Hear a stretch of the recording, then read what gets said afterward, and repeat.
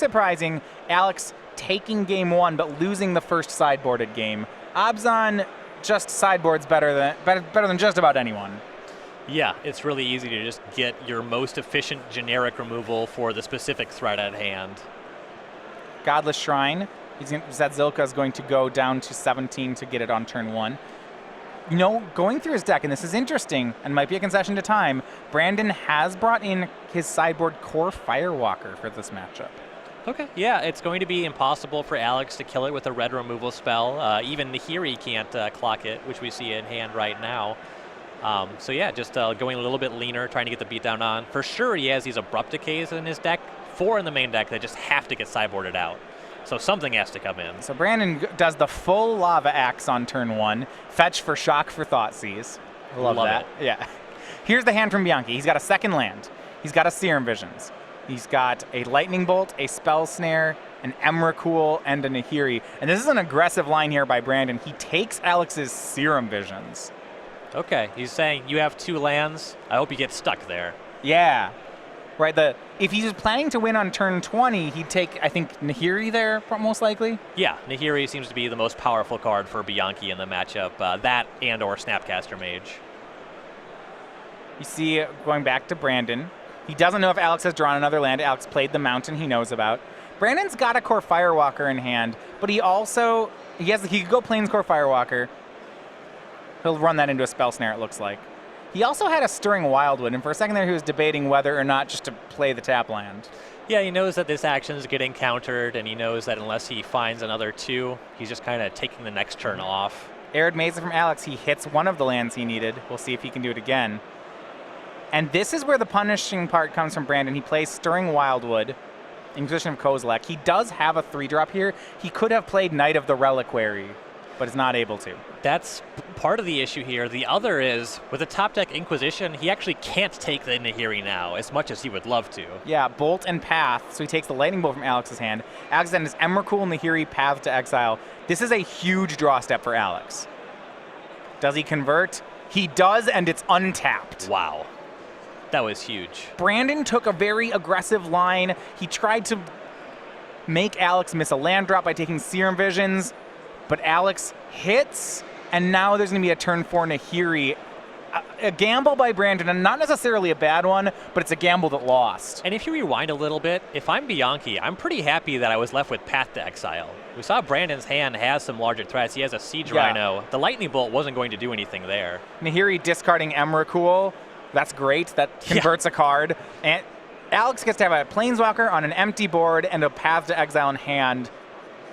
This said it before. It was a risk from Brandon, and now he's in trouble. Brandon set himself up to try to steal a quick game. It looks like Bianchi is now in position to win the fast game. Yeah, you see, Brandon actually is going to be the one who misses a land drop.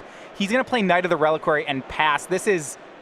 And he's left Alex with a Path to Exile too. Alex draws Snapcaster Mage for the turn. After that Emrakul trigger, that's not great, but he does still have the Path to Exile, so he can deal with 2 threats on the following turn. Well, Brandon's at 15. That's that number, you know. Are you suggesting that there may be a creature in Bianchi's deck that has, say, 15 power and toughness? There might be. That'd be a large creature.